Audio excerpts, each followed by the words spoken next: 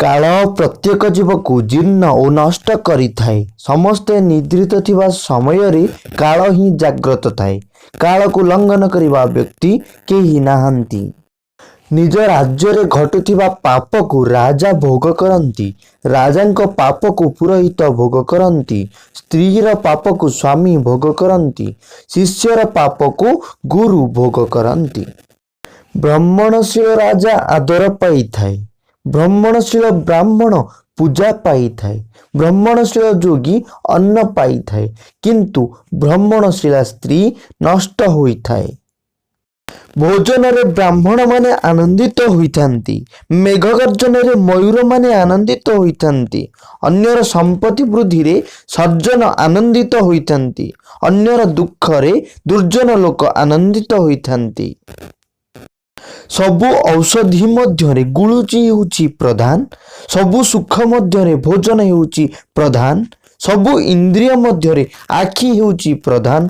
सबु अंग मध्यरे मुंड हेउची प्रधान।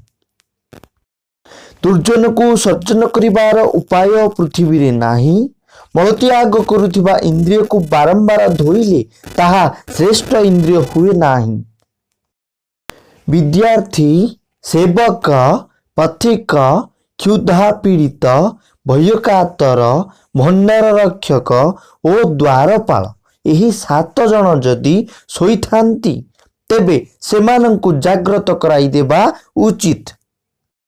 धर्म, अर्थ, काम, मोक्ष यही 4टी मध्यरु जहा निकटरे गोटिए सुद्धा न थाए तार जन्म निरर्थक अटे।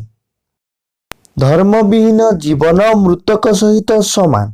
धर्मात्मा व्यक्ति मृत्यु पर दीर्घजीवी हुए कारण तार कीर्ति सर्वदा अमर रहे।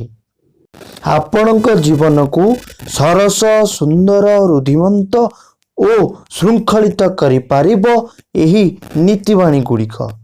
तेबे एही भली नीतिवाणी जानिबा को चाहुतिले सब्सक्राइब करंतु एही channel stay healthy and happy को।